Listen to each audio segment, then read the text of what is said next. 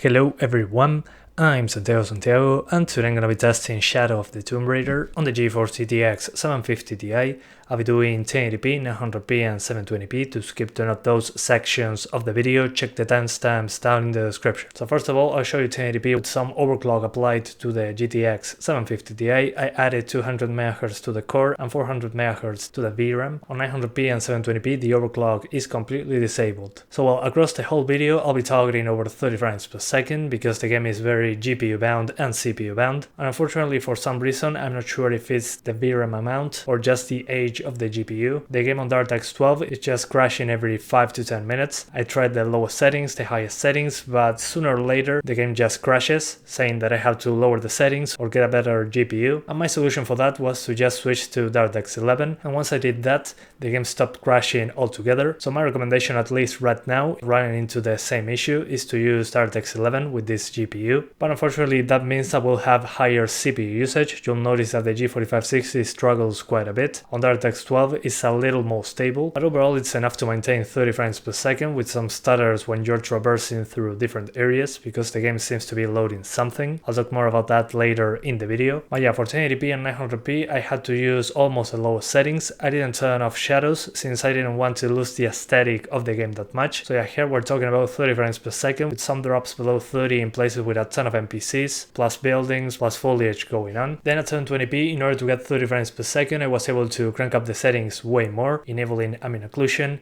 better shadows, better level of detail, all that kind of stuff. And again, the game stayed over 30 frames per second most of the time, but there are some random drops every now and then in certain scenarios. So my recommendation here is to play at 720p. The game looks significantly better graphically, and hopefully the DirectX 12 issue is just something that happened on my end and not an issue that affects everyone. If it is, hopefully they can fix it soon. This time around, in the options menu, you need to lower a few options in groups in order to get a good FPS boost, but one of the most demanding options, at least for me, was ambient occlusion. By changing that from HBAO Plus to BTAO. BTAO was made by the developers of this game to use on their consoles. That was a good FPS boost. Then the shadow quality and level of detail both usually give a good FPS boost from the highest to high. Level of detail sometimes makes a bigger difference in places like the town I'm testing in this video. Screen space reflections are also a hit, but it shouldn't be a huge difference. And then screen space contact shadows should give you a decent boost in performance as well. On the pure hair option, you only have low and normal, so we only got two options there. If you lowered all the other options are still not hitting over 30 frames per second consistently,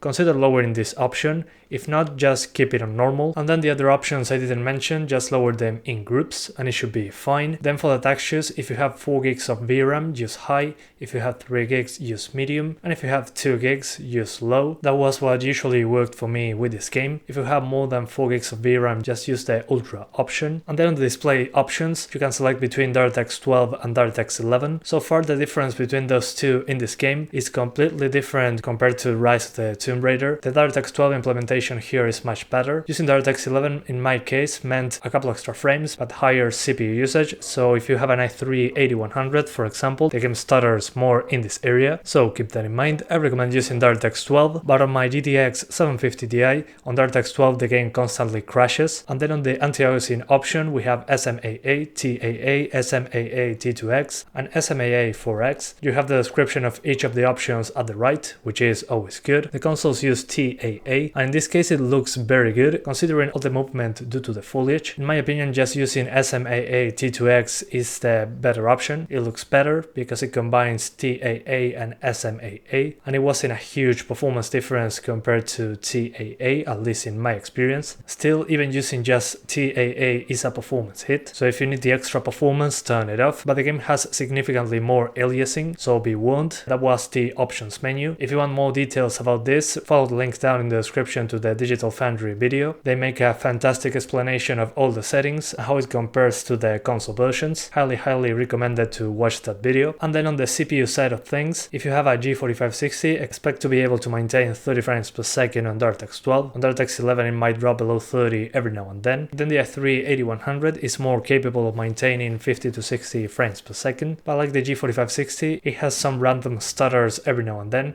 especially when going into a new area. You'll notice that in all my videos testing these CPUs, it seems like the game is loading something in the background. And then when I tested the i5-8400 on the GTX 1060 3GB, I noticed that the frame rate and the frame time was significantly more consistent compared to the i3-8100, especially in those areas when you get big stutters with the i3. The i5 has some of it, but it's much less. You can really notice it by looking at the frame time graph. And to finish the video, the part I'm testing is a town that you encounter kinda early in the game, where you have a lot of foliage, a lot of NPCs, and many houses around, which was a good test to stress the CPU and GPU. You have stuff to do for both of them. And one thing I forgot to mention, the RAM usage was below 8GB all the time, so if you have at least 8GB of RAM on dual channel, it should be totally fine, running like you see in this video. Anyway guys, that's pretty much it. I hope you keep enjoying the video. Thanks for watching, and see you next time.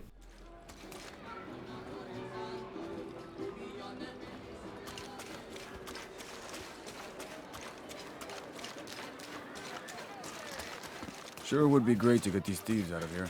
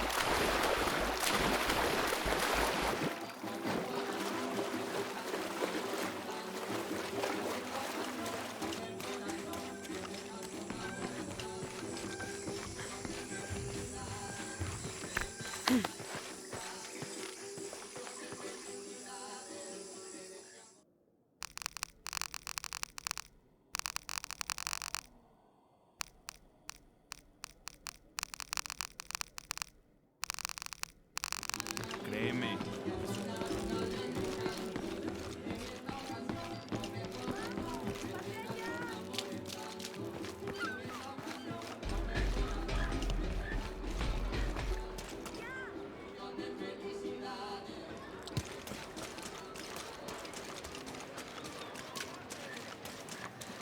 Sure would be great to get these thieves out of here.